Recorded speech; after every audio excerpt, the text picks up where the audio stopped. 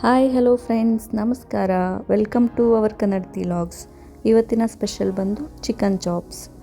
ಇದನ್ನು ಮಾಡುವಂಥ ವಿಧಾನವನ್ನು ನೋಡ್ಕೊಂಡು ಬರೋಣ. ಮೊದಲಿಗೆ ಬೇಕಾಗಿರುವಂಥ ಇಂಗ್ರೀಡಿಯೆಂಟ್ಸ್: ಇದು ಮಸಾಲೆ ರುಬ್ಬಲಿಕ್ಕೆ ಒಂದು 10 ಮೆಣಸಿನ್ಕಾಯಿ, 1 ಬೆಳ್ಳುಳ್ಳಿ, 1 ಇಂಚು ಶುಂಠಿ, 1 ಈರುಳ್ಳಿ, ಅರ್ಧ ಕಪ್ಪು ಕೊತ್ತಂಬರಿ, ಅರ್ಧ ಕಪ್ಪು ಪುದೀನ, 1 ಚಿಟಿಕೆ ಅರಿಶಿನ, 1 ಇಂಚು ಚಕ್ಕೆ, 5 ಲವಂಗ. ಈಗ ಸ್ಟವನ್ನು ಹಚ್ಕೊಂಡು ಒಂದು ಚಿಕ್ಕ ಬಾಣಲಿಯನ್ನು ಇಟ್ಕೊಂಡು ಏನಿದೆ ಅದು ರುಬ್ಬುವಂಥ ಮಸಾಲೆಯನ್ನು ಫ್ರೈ ಮಾಡ್ಕೊಳ್ಳೋಣ. ಮೊದಲಿಗೆ ಸ್ವಲ್ಪ ಎಣ್ಣೆ, ಈಗ ಏನಿದೆ ಇಂಗ್ರೀಡಿಯೆಂಟ್ಸನ್ನು ಆ್ಯಡ್ ಮಾಡ್ಕೊಳ್ಳೋಣ. ಬೆಳ್ಳುಳ್ಳಿ 1 ಹಾಕ್ಕೊಂಡಿದ್ದೀನಿ ನಾನಿಲ್ಲಿ, 1 ಇಂಚು ಶುಂಠಿಯನ್ನು ಕಟ್ ಮಾಡಿ ಹಾಕ್ಕೊಂಡಿದ್ದೀನಿ, 1 ಈರುಳ್ಳಿ ಬಿಕಾಸ್ ಫ್ರೈ ಆಗಬೇಕಾಗಿರೋದ್ರಿಂದ ಚಿಕ್ಕದಾಗಿ ಕಟ್ ಮಾಡಿ ಹಾಕ್ಕೊಂಡಿದ್ದೀನಿ.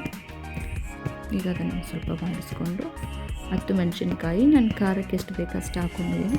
ನೀವು ನಿಮ್ಮ ಖಾರಕ್ಕೆ ತಕ್ಕಷ್ಟು ಮೆಣಸಿನ್ಕಾಯಿನ ಆ್ಯಡ್ ಮಾಡ್ಕೋಬೋದು. 5 ಲವಂಗ ಮತ್ತು 1 ಇಂಚು ಚಕ್ಕೆಯನ್ನು ಕೂಡ ಆ್ಯಡ್ ಮಾಡ್ಕೊಂಡಿದ್ದೀನಿ. 1 ಚಿಟಿಕೆ ಅರಿಶಿನ ಹಾಕಿ ಫ್ರೈ ಮಾಡ್ಕೊಳ್ಳೋಣ. ಅರಿಶಿನ ಹಾಕೋದ್ರಿಂದ ಅದು ಚೆನ್ನಾಗಿ ಫ್ರೈ ಆಗುತ್ತೆ ಅಂತ ಅಷ್ಟೇ.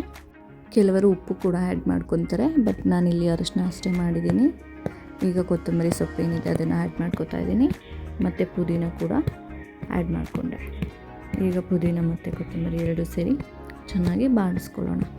ಅದು ಚೆನ್ನಾಗಿ ಫ್ರೈ ಆಗಬೇಕು. ಅದರಲ್ಲಿ ಇರುವಂಥ ಹಸಿ ವಾಸನೆ ಎಲ್ಲ ಹೋಗುವಷ್ಟು ಚೆನ್ನಾಗಿ ಫ್ರೈ ಮಾಡಿ ಅದನ್ನು ತಣ್ಣಗಾಗೋದಕ್ಕೆ ಇಟ್ಟು, ತಣ್ಣಗಾದ ನಂತರ ಒಂದು ಮಿಕ್ಸಿ ಜಾರಿಗೆ ಹಾಕೋತಾ ಇದ್ದೀನಿ. ಅದ್ರ ಜೊತೆ ಸ್ವಲ್ಪ ಗಸಗಸೆ ಕೂಡ ಆ್ಯಡ್ ಮಾಡ್ಕೋತಾ ಇದ್ದೀನಿ. ನಿಮ್ಮಲ್ಲಿ ಗಸಗಸೆ ಇಲ್ಲ ಅಂದರೆ 2 ಗೋಡಂಬಿ ಸೇರಿಸ್ಕೊಬೋದು. ಗೋಡಂಬಿ ಆ್ಯಂಡ್ ಗಸಗಸೆ ಎರಡು ಸೇಮ್ ಚೆನ್ನಾಗಿರುತ್ತೆ ಟೇಸ್ಟು. ಅದನ್ನು ಈಗ ಮಿಕ್ಸಿ ಮಾಡಿ ಇಟ್ಕೊಂಡಿದ್ದೀನಿ ನಾನು. ಈಗ ಮಾಡುವ ವಿಧಾನ ನೋಡ್ಕೊಂಬರೋಣ. ಮೊದಲಿಗೆ ಗ್ಯಾಸ್ ಹಚ್ಚಿ ಬಾಣಲಿಯನ್ನು ಇಟ್ಕೊಂಡು ಆಯಿಲನ್ನು ಆ್ಯಡ್ ಮಾಡ್ಕೊತಾ ಇದ್ದೀನಿ. ಎಷ್ಟು ಬೇಕಷ್ಟು ಆಯಿಲನ್ನು ನೀವು ಆ್ಯಡ್ ಮಾಡ್ಕೊಬೋದು. ಚಿಕನ್ ಆಗಿರೋದ್ರಿಂದ ಸ್ವಲ್ಪ ಆಯಿಲನ್ನ ಆ್ಯಡ್ ಮಾಡಿದರೆ ಸಾಕು. ಮೊದಲಿಗೆ ಪಲಾವ್ ಎಲೆ ಮತ್ತು ಕಸ್ತೂರಿ ಮೆಂತ್ಯನ ಆ್ಯಡ್ ಮಾಡ್ಕೊಂಡಿದ್ದೀನಿ. ಈಗ ಈರುಳ್ಳಿಯನ್ನು ಕೂಡ ಆ್ಯಡ್ ಮಾಡ್ಕೊಂಡಿದ್ದೀನಿ. ನಾನಿಲ್ಲಿ ಒಂದು ದಪ್ಪು ಸೈಜ್ ಈರುಳ್ಳಿನ ಕಟ್ ಮಾಡಿ ಇಟ್ಕೊಂಡಿದ್ದೀನಿ. ಇದು ಬಂದು ಫ್ರೈಗೆ, ಇದು ಯಾವುದೇ ರೀತಿ ಮಸಾಲೆ ಅಲ್ಲ.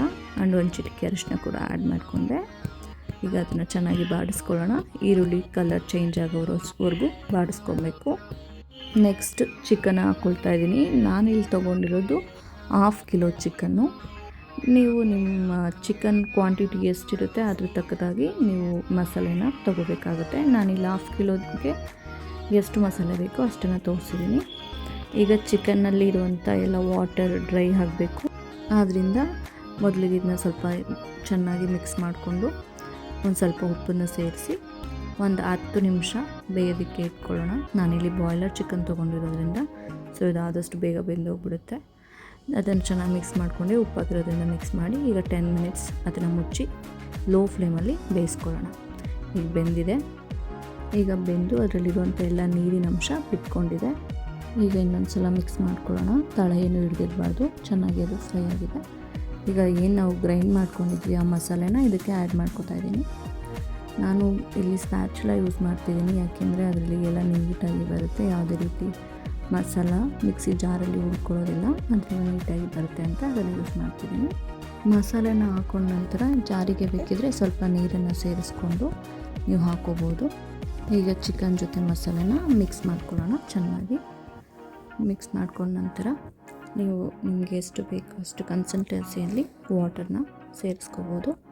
ನಿಮಗೆ ಗ್ರೇವಿ ಜಾಸ್ತಿ ಬೇಕಂದರೆ ನೀವು ಅದನ್ನು ನೋಡಿ ಸೇರಿಸ್ಕೋಬೋದು. ನಿಮಗೆ ಎಷ್ಟು ಗ್ರೇವಿ ಬೇಕು ಅಥವಾ ಹಾಗೆ ಸುಕ್ಕ ಬೇಕು ಅಂದರೆ ನೀರನ್ನು ಸೇರಿಸ್ದೆ ಕೂಡ ಹಾಗೆ ಮಾಡ್ಕೊಬೋದು. ಈಗ ಲಿಡ್ಡನ್ನು ಕ್ಲೋಸ್ ಮಾಡಿದ್ದೀನಿ. ಕ್ಲೋಸ್ ಮಾಡಿ ಒಂದು 5 ಮಿನಿಟ್ಸ್ ಬಿಟ್ಟು ಓಪನ್ ಮಾಡೋಣ, ಏಕೆಂದರೆ ಅದು ಕುದಿ ಬರಲಿ ಅಂತ. ಕುದಿ ಬರ್ತಾ ಇದೆ. ಈಗ ನಾನು ಕರಿಬೇವನ್ನ ಸೇರಿಸ್ಕೊತಾ ಇದ್ದೀನಿ. ಆ್ಯಂಡ್ ಗರಂ ಮಸಾಲ ಕೂಡ ಹಾಕೋತಾ ಇದ್ದೀನಿ. ಗರಂ ಮಸಾಲ ಬಂದು ನಾನಿಲ್ಲಿ ಒಂದು 3/4 ಸ್ಪೂನ್ ಹಾಕ್ಕೊಂಡಿದ್ದೀನಿ. ನಿಮಗೆ ಎಷ್ಟು ಬೇಕೋ ಅಷ್ಟು ಹಾಕೋಬೋದು. ನಾನು 3/4 ಸ್ಪೂನ್ ಆ್ಯಡ್ ಮಾಡ್ಕೊಂಡಿದ್ದೀನಿ. ಆ್ಯಂಡ್ ನಿಂಬೆಹಣ್ಣನ್ನು ಲಾಸ್ಟಿಗೆ ಸೇರಿಸ್ಕೊತಾ ಇದ್ದೀನಿ. ಕರಿಬೇವನ್ನು ಈಗ ಆ್ಯಡ್ ಮಾಡೋದ್ರಿಂದ ಅದು ಫ್ಲೇವರ್ ಚೆನ್ನಾಗಿ ಬರುತ್ತೆ. ಆದ್ದರಿಂದ ನಾನು ಈಗ ಆ್ಯಡ್ ಮಾಡ್ಕೊಂಡಿರೋದು. ಆ್ಯಂಡ್ ನಿಂಬೆ ರಸನ ಹಾಕಿದ ನಂತರ ನನಗೆ ಇಲ್ಲಿ ಉಪ್ಪು ಸ್ವಲ್ಪ ಕಡಿಮೆ ಆಗಿತ್ತು, ಆದ್ದರಿಂದ ಸ್ವಲ್ಪ ಉಪ್ಪನ್ನು ಸೇರಿಸಿ ಒಂದು ಸಲ ಮಿಕ್ಸ್ ಮಾಡ್ಕೊತಿದ್ದೀನಿ ಚೆನ್ನಾಗಿ. ನೀವು ಕೂಡ ನಿಮಗೆ ರುಚಿಗೆ ಎಷ್ಟು ಉಪ್ಪು ಬೇಕೋ ಅಷ್ಟನ್ನು ಸೇರಿಸಿ. ಈಗ ಚಿಕನ್ ಚಾಪ್ಸ್ ರೆಡಿಯಾಗಿದೆ.